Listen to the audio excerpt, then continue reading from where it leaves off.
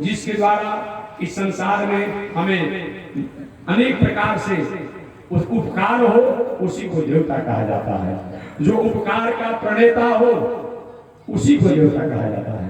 जिसके द्वारा उपकार होता हो उसी को देवता कहा जाता है। देवता माने केवल देवता जान नहीं होता है, जो उपकार का प्रणेता हो, उपकार को जिसके द्वारा प्राप्त होता हो वही देवता है। क्योंकि दिव्य क्रीड़ा धातु व्याकरण से बनता है। जो उपकार का प्रणेता हो, जिसके द्वारा उपकार होता हो तो देवता कहा जाता है।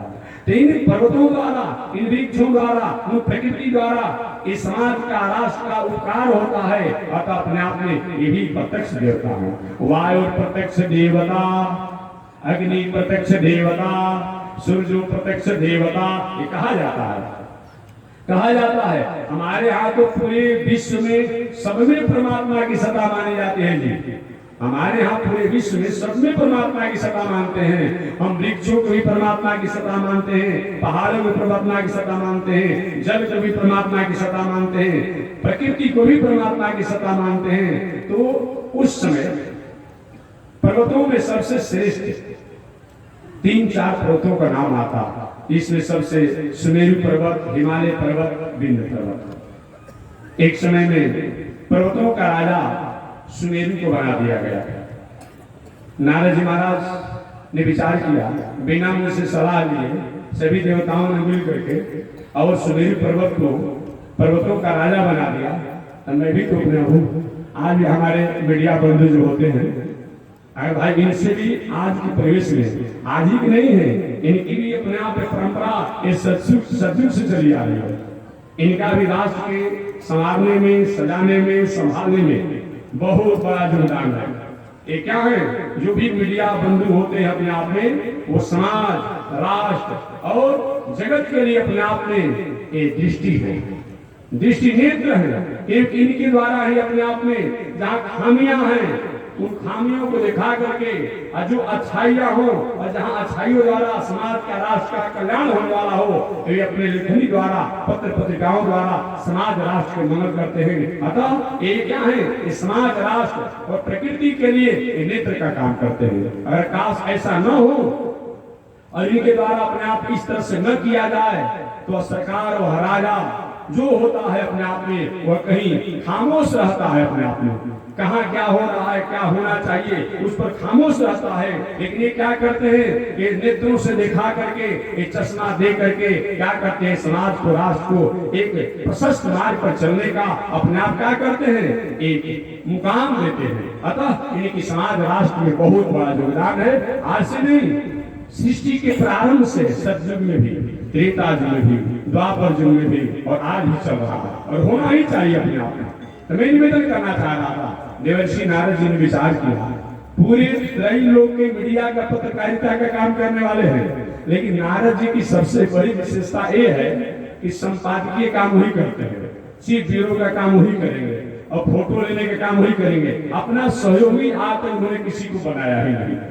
इतना बड़ा अपना आप है।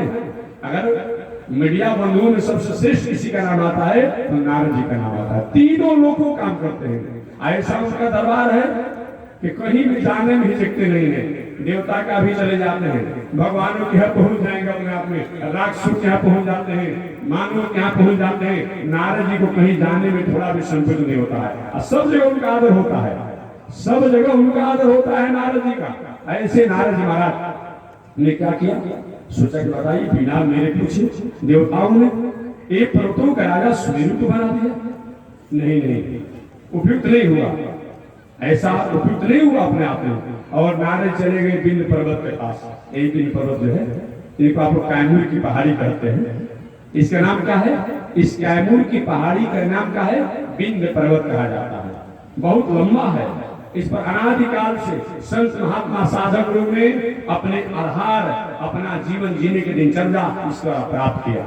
यही विंध्य पर्वत के पास चले गए कि बताओ, तुम्हारे पर बड़े बड़े संत महात्मा लोग साधना, आराधना, उपासना करते हैं और तुमको अवहेलना करके, तुमको क्रोध करके तुमसे सलाह भी नहीं लिया गया और पर्वतों का राजा सुमेरु पर्वत को बना दिया गया। यह अन्याय हुआ है अपने आप में। कहा सुनिए कैसा होता है कि अच्छा आदमी भी कभी कभी थोड़ा सा भ्रमित हो जाता है। अब विंध्य पर्वत के बाद बाबा ठीक ही आप कह रहे हैं, मुझसे भी तो सवालना चाहता था, अपने सपने तय कर दिया लोगों ने। पूछा उसने बिन पर्वत में, महाराज अब करना क्या चाहिए? वो तो हो गया अपने आप में, सुमेरु को पर्वतों का राजा बना दिया गया, लेकिन आगे हमें क्या करना चाहिए? कि सुनो, अपना तुम प्रभाव दिखाओ, प्रभाव और स्वभाव दोनों दिखाओ। जब तक तुम अपना प्रभाव और स्वभाव नहीं दिखाओगे, स्वभाव में क्या होता है? शालीनता होती है। स्वभाव के द्वारा समाज राष्ट्र का कहीं मंगल होता है, आप प्रभाव में कहीं न कहीं समाज राष्ट्र का कहीं न कहीं किसी प्रकार के अमंगल भी हो जाता है, अमंगल भी हो जाता है। एक दिन कहीं अपने आप में जाड़ा के मौसम में थोड़ा सा दिन देर से होता तो हम परेशान हो जाते हैं। जहां दिन है वहां दिन ही हो गया, और जहां रात है वहां रातें हो गया। सबकी दिनचर्या बिगड़ गई।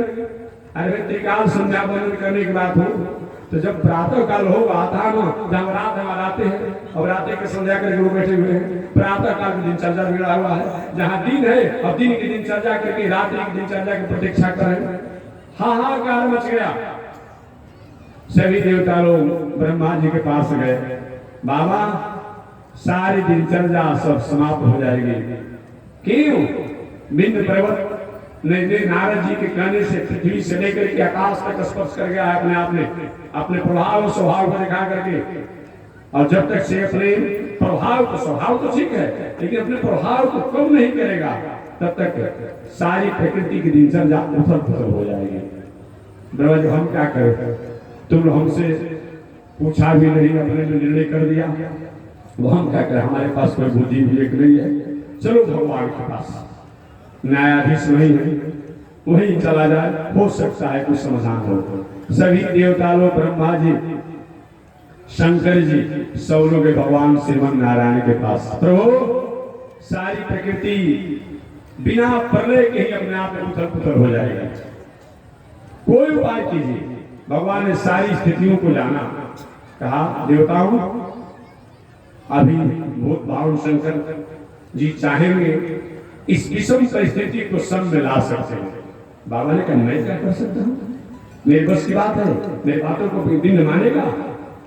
नहीं मान पाएगा अपने आप में। भगवान ने कहा बाबा भूत भावन शंकर जी, मैं आपको बिंद को मनाने की बात नहीं कर रहा हूँ, मैं जो कह रहा हूँ उस बातों को आप सुनिए, देवता आप लोग सुनिए। ब्रह्मा जी आप ही शांत होकर के दक्षिण सुनिए। भगवान ने कहा कि बिंद पर्वत जो है, ये बिंद पर्वत ये अपने प्रभाव को जब तक किसी प्रकार से कोई वरीयता नहीं प्राप्त होगी, तब तक अपने प्रभाव को वो त्याग नहीं करेगा। लेकिन एक उपाय है कि जिन भूत भावन शंकर जी का जो विश्वनाथ रूप में काशी में रहते हैं, इन्हीं की आराधना उपासना में अगस्त ऋषि उसी काशी में रहते हैं, जिसे बनारस में अगस्त कुंड भी है, वही रहते हैं। अगर अगस्त ऋषि कहीं बिंद पर्वत को समझाएं तब तो बिंद पर्वत मान जाएगा, क्योंकि अगस्त ऋषि का शिष्य है बिंद पर्वत। चलिए, पहले भी गुरु परंपरा का बहुत बड़ा महत्व होता था जी, तभी ना भगवान भी जिस कार्यों के लिए हाथ उठा दिए अपने आप में, शंकर जी हाथ उठा दिए, ब्रह्मा जी हाथ उठा दिए, देवता लोग हाथ उठा दिए, मेरे बस की बात नहीं है, उस कार्यों को अगस्त ऋषि पर सौंपा गया। अगस्त ऋषि के पास सभी लोग गए, देवता लोग। भगवान ने तो आदेश देकर कहा भाई जाइए आप भेंट कीजिए। वही काशी में आए सब लोग विश्वनाथ ने, महाराज सारी प्रकृति उथल पुथल हो जाएगी, अस्त व्यस्त हो जाएगी, जहाँ दिन है वहां दिन है, जहाँ रात है वहां रात है, अपने आप इस पर विचार कीजिए। काशी विश्वनाथ भूत भावन शंकर का क्या करना है हमारे लिए? तो वह महाराज किसी तरह से आप अगस्त ऋषि को समझा बुझा करके बिंद के पास भेजिए। बाबा भूत भावन ने अगस्त ऋषि से कहा महाराज आप जाकर के अपने शिष्य अगस्त अपने आप में बिंद को समझाइए